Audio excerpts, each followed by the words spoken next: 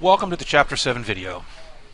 Chapter 7 is the most important chapter for those of you pursuing medical or counseling related degrees.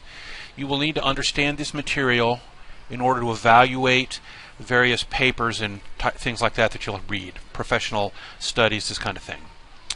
The first section can be kind of overwhelming because there are so many details. However,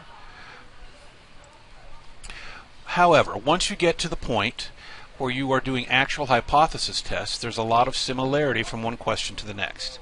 Because of this repetition, similarity, whatever you want to say, most students are able to get things figured out pretty well. I do get a fair number of questions, so don't be hesitant to ask if you need help. It's just that those questions are not really concentrated on any particular area or type of question. One exception.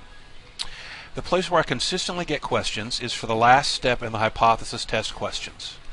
Our book emphasizes the use of proper terminology for these questions. This is probably a good idea because the proper words are there for a reason. However, it can be confusing.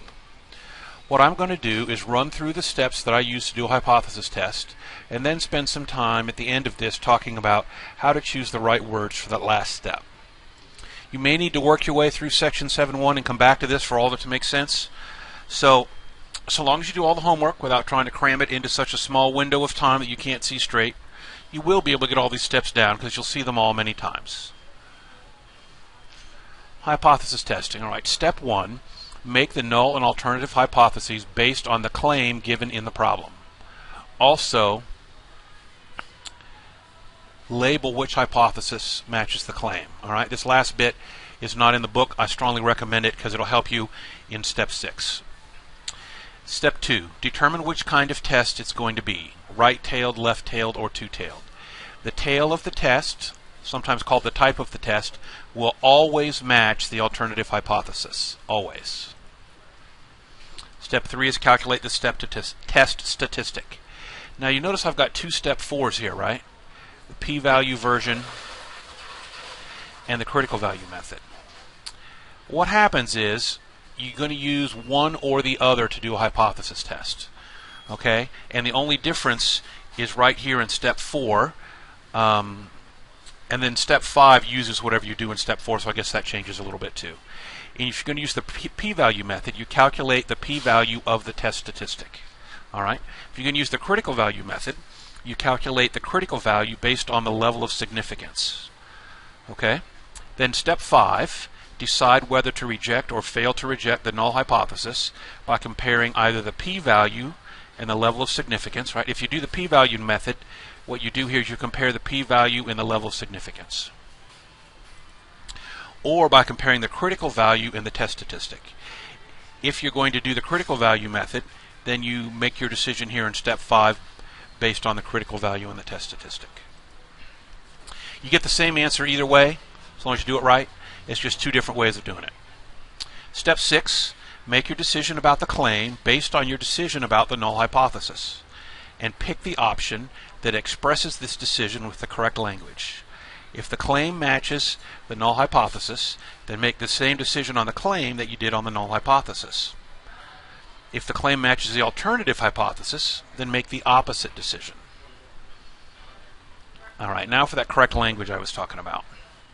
Sometimes my stat lab will ask about your decisions about both the null and alternative hypothesis in a single multiple choice question with 2 sentences in each option, and sometimes there will be separate questions. All right, so there's kind of 2 different ways they do this. For the null hypothesis, the correct language is always to reject or fail to reject the null hypothesis. We don't use the word accept. This set of word choices is intended to emphasize the fact that we are never certain. Statistics don't prove things as absolute facts, no matter what our favorite politician may say. All right, for the claim, this is where it gets a little tricky. For the claim, it depends on whether the claim matches the null hypothesis or the alternative hypothesis. All right? Notice in step 1, I say to write down which of the hypotheses matches the claim. You'll use that information at this point in the process.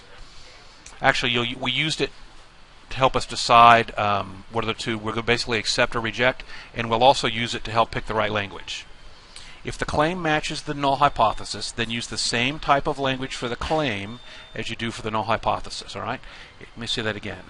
If the claim matches the null hypothesis, then use the same type of language for the claim as you do for the null hypothesis. Sometimes this will be a simple reject or fail to reject. Sometimes it'll say something like there's not enough evidence to reject the claim. Just a long-winded way of saying fail to reject.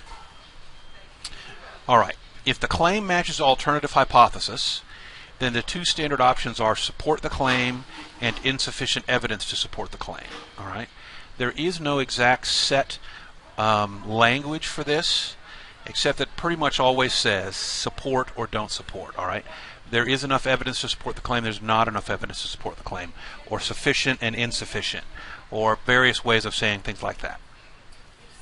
In any case, the key is to first note if the claim matches the null or the alternative, and then go from there. Okay? So make a note of that first. In your mind, remember what that means about the language. It always really comes down to reject or accept. Even though we never use the word accept, that's what it always comes down to. With some fancy ways of saying it to make sure we remember that we're not proving anything. Alright? It's easy to get lost in the wording if you're not careful. So always be careful at this step and remember that it's just fancy ways to say reject or accept. Alright, that's it. I hope you enjoyed Chapter 7. And like I said, for those of you in medical or counseling related fields, of all the stuff we do, this is the one that will matter the most for you in the future.